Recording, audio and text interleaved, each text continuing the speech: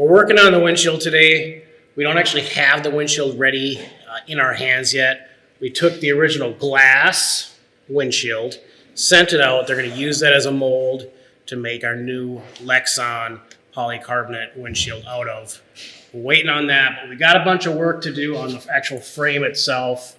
If you come back here on the car, I can show you what we did on the back window. This will also be a Lexan window, and it's going to actually get screwed to the body. It's not going to have a gasket. It'll just get screws, and that's what holds it and fastens it on. So we made this lip.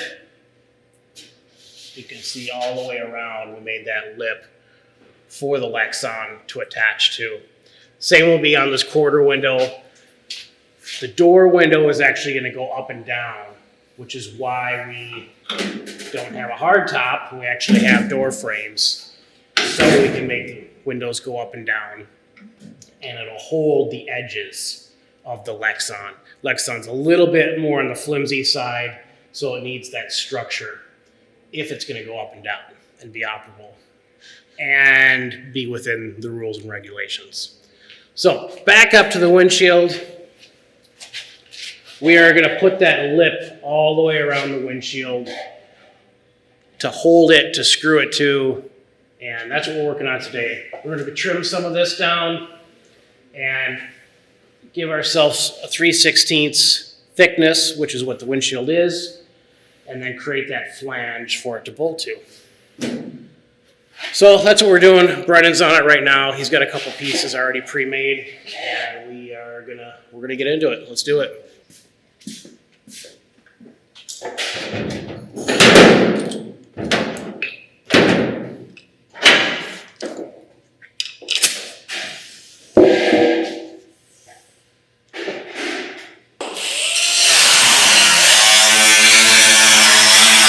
So right now, just like we did on the rear windows, we're going to have a nice flush-mounted 3/16 Lexan window in here. So I'm cutting the original lip.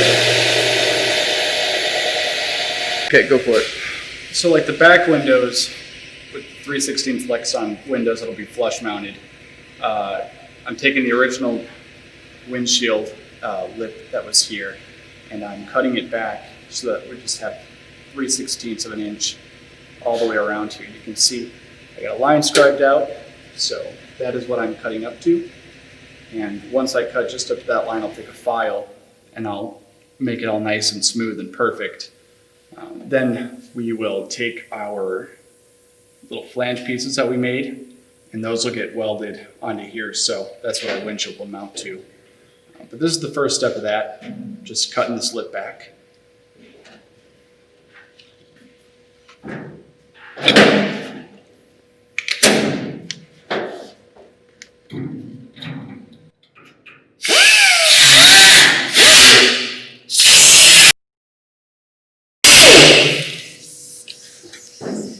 It's a long process. So I've just done this little section here. It's not much that we're taking off, you know, it's about a 3/16 we're taking off. But to have nice flush mounted windows, you know, that's something we got to do. So it doesn't look like much. It'll make a big difference though. And yeah, it's a careful little measurements. This is the same thing that's on the rear windows, you know, just a 3/4 inch flange, essentially, that when this is all trimmed back, this will get welded on to this lip here. And so the windshield would come right flush with that A-pillar. And then all of our little machine screws will be through this piece. So eventually there'll be a frame around the whole windshield. But yeah, it's got to get cut back first. So this week, what we ended up doing was making a new core support. Like the fenders and the hood, it had to be removable, but it also had to be solid and a part of the structure. So we talked about originally using our original core support here and modifying it. But in the end, we were going to need to modify it so much that we figured it might as well be easier just to make a new piece. So that's what we did. And just like the fenders and the hood, it's fastened with 1/4 inch just screws all the way around, you know, and that'll be strong enough to hold it together in one piece, but we can still get it out if we need to. That's all finished. The only thing we have left to do is once we get our radiator, we can cut a hole for it and make a flange around that too.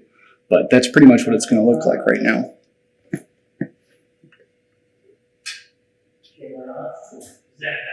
So this is the original core support that was in the car. We were talking about flipping it around. We had to make a bigger opening for our radiator, so we ended up just making a new piece to fill that space. It's a lot cleaner. It doesn't have all these extra holes that we're not going to use, and it just looks better. And in the end, it was easier too to make this work. So the core support's in. We just got to wait for our radiator before we cut our hole here, but we've kind of got that outlined where that's going to be. That's that.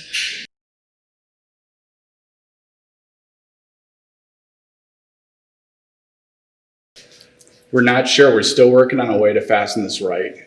The front clip is really heavy. It's all steel. Normally on a race car, you'd have a fiberglass or a carbon fiber front clip, but this is all steel. It's still got the original structure like underneath the hood and in the fenders, so it weighs a lot. So making it be removable quickly and not super cumbersome, but also strong enough is going to be a little bit of a challenge.